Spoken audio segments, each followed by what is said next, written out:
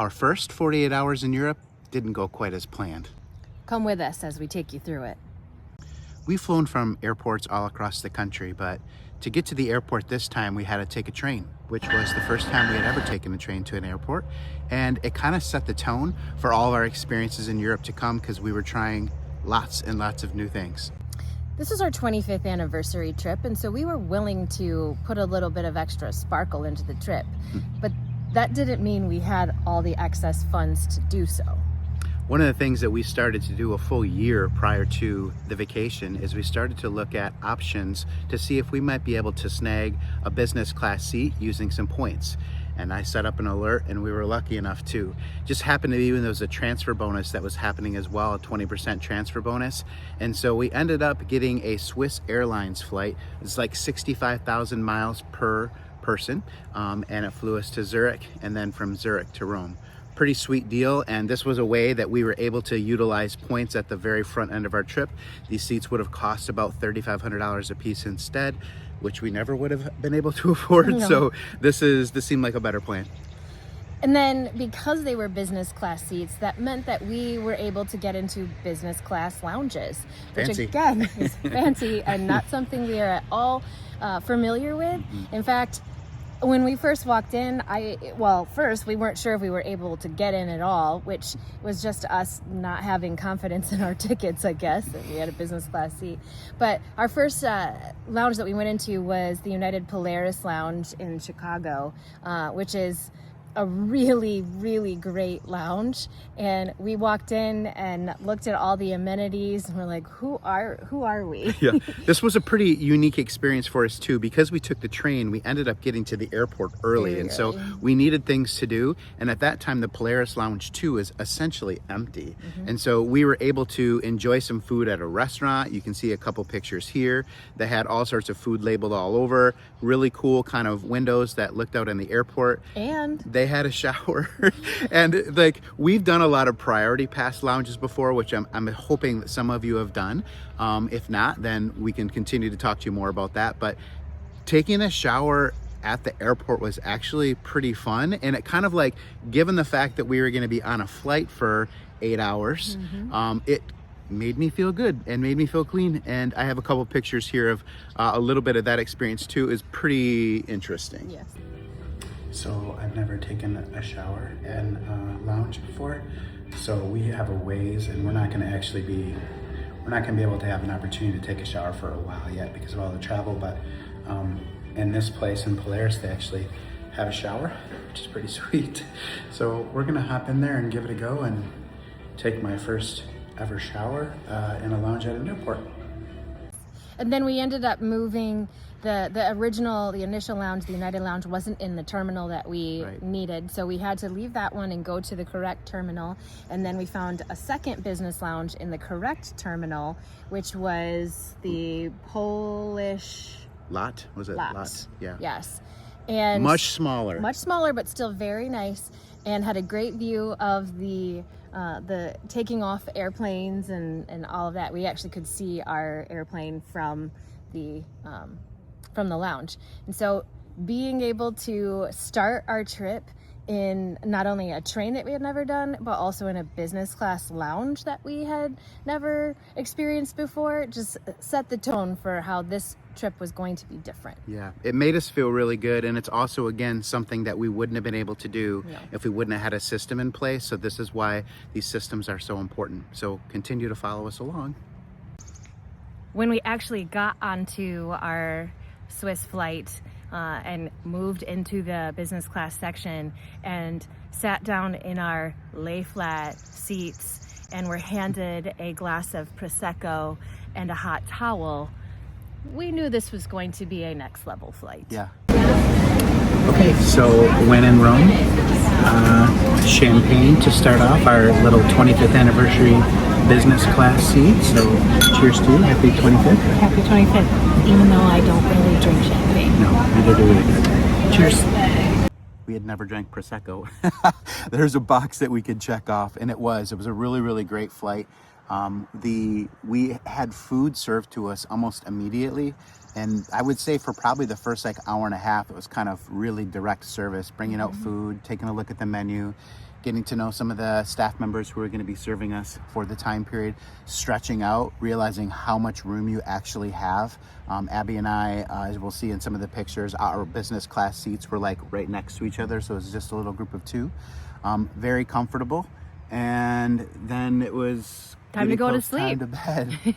Sleep. Yeah. The sleeping arrangement was lovely and amazing, and we totally appreciated the room. The bummer was that there was quite a bit of turbulence across the ocean, and so it just made sleeping kind of challenging. But that wasn't the fault of the seat or the airplane, it was just turbulence. But we both wear Aura rings, and our sleep scores for that evening were not great. Mine was at 18.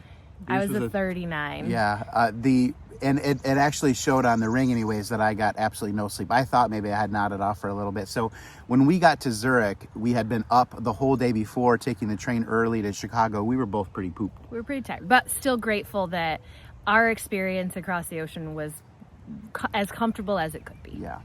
When we landed in Zurich, I had this rather romantic notion that I wanted to document my first steps on European soil. But after being awake for a very long time and riding over the ocean in an 8-hour flight, those romantic notions disappear rather quickly. And you find yourself just wanting to get through the steps to get you to the bed and the shower and to a place where you can just breathe.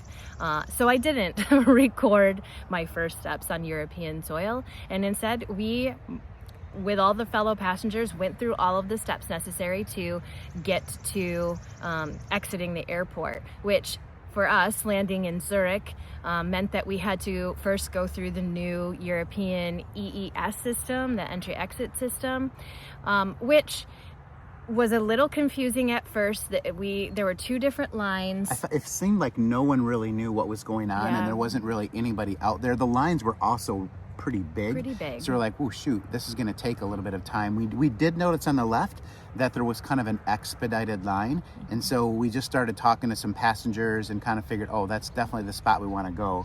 We took our passports up there. There was several little kiosks that you could step up to, put our passport in there, let it register, did a little fingerprint thing. They had to scan our face, and then we waited in line there for maybe another that was to enter into the enter-exit system. But the expedited one. But then we had to go through the actual border crossing, like checking a passport. Simple. It was not challenging, but we were all kind of like a little bit lost at first, but there was lots of people, other travelers around, and we made it work.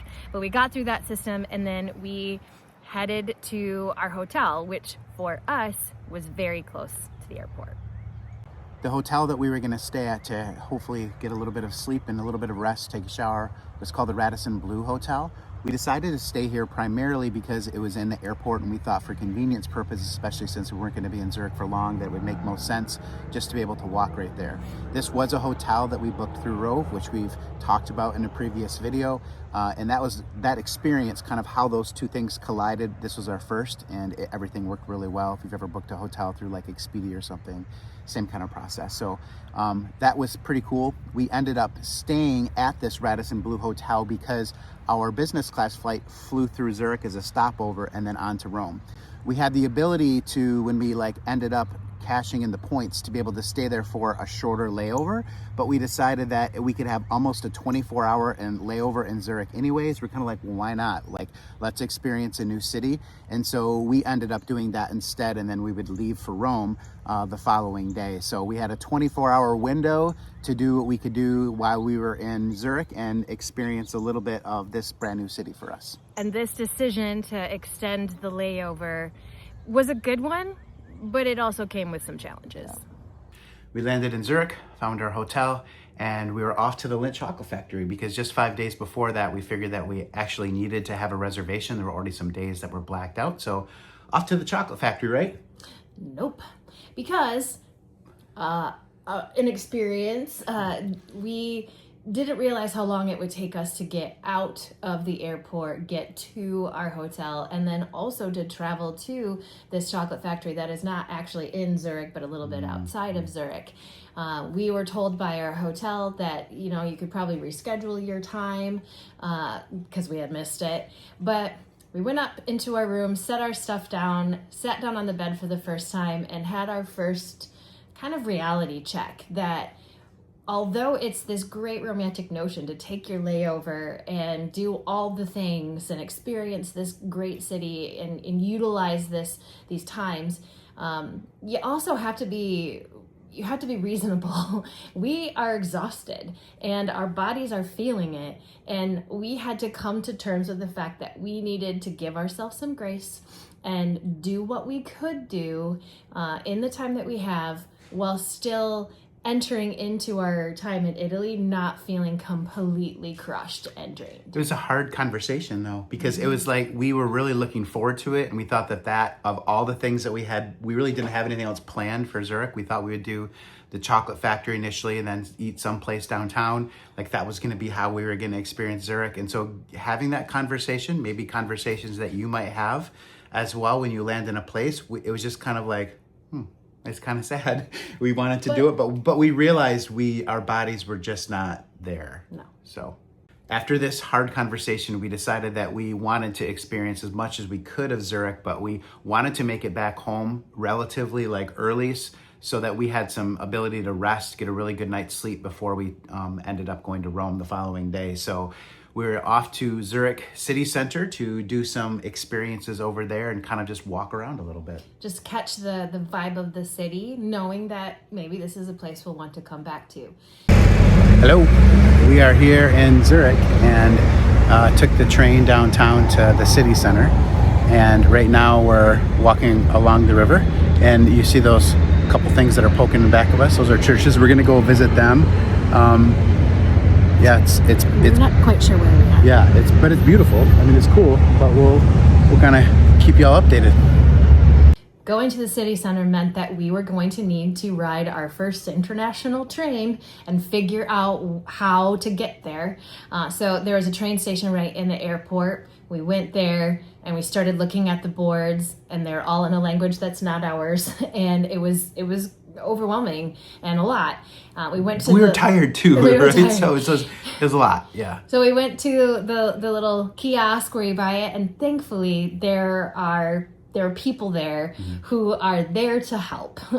They know that there's a lot of tourists who are probably experiencing something very similar to what we were experiencing. So I asked, this is where we want to go. How do we get there? And this very friendly man helped us. He found us the ticket that we needed, pointed us in the direction of the platform we needed to go to, and we successfully got on our first train and rode it into the city center. The trains are awesome. The train station was beautiful. Yes, so and it's nice. a great way to get around. It's just not something that we have any experience with, so it was a little intimidating at first, but being willing to ask for help and utilizing Google Translate when necessary, we figured out that was really important, and we did it, and we made it to the city center and got to experience a little bit of what Zurich had to offer. Yeah, as soon as we walked out, it's just a different kind of landscape, how things looked. It was pretty neat.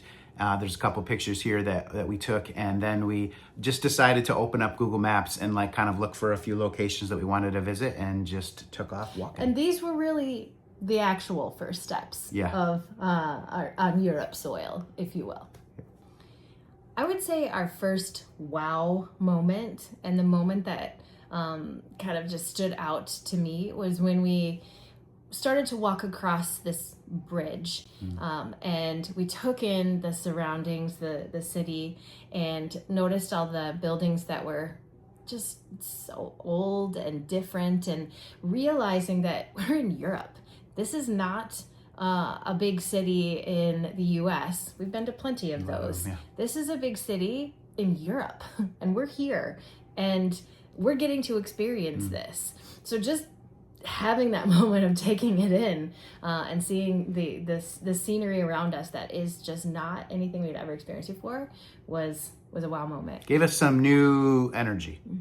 It's still pretty small. But we ended up deciding to take a riverboat cruise, Yeah. which is not like a cruise. It's more like a means of transportation, but it takes you down the river, which the river there is beautiful. The water is so clear, and it gave you a sense of the buildings, and we got out into Lake Zurich and saw that a little bit. It could kind of serve as a taxi service too, because it stops at several locations. But we figured like we were already starting to get drained. We had walked quite a bit already at that point, and this we felt would kind of give us a kind of a broad sweeping view of several kind of hot spots around Zurich, which it did. And it came as part of the train ticket that our friendly gentleman in the airport purchased for us. It was like a daily pass. Yes, that could get us on any of the transport. So we used it, and I thought that was a great decision. Yeah. To go on that little river cruise. After the river cruise, we were kind of feeling it, and we're like, okay, I feel like we've done enough.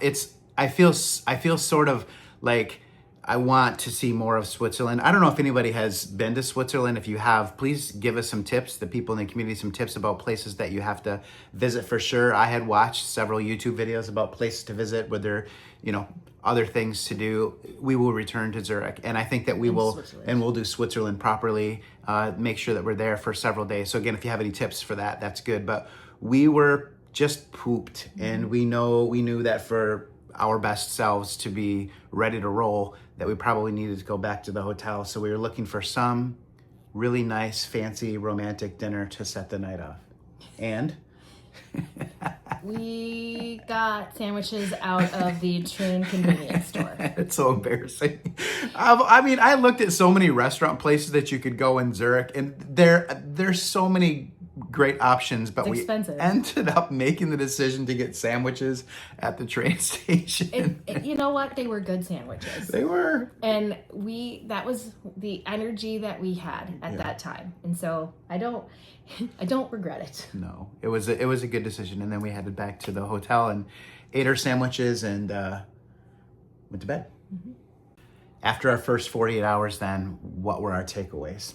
One of them is I feel like privileged in the fact that we had made some good decisions about points and miles, and the opportunity to experience lounges made us feel good and satisfied and healthy and all of that. And then to be able to have the ability to go on our business class flight overseas with my wife for celebrating our 25th anniversary was really outstanding. And again, not having had those opportunities before, they both felt really cool.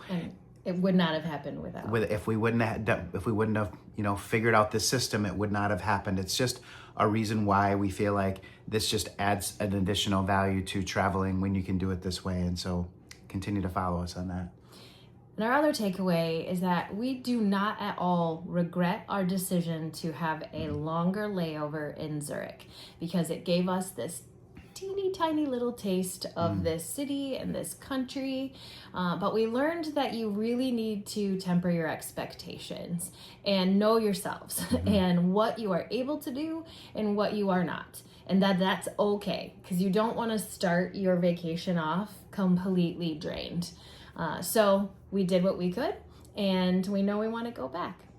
And now on to Rome. See you next week. Day 1 layover in Zurich done. Next up, Rome.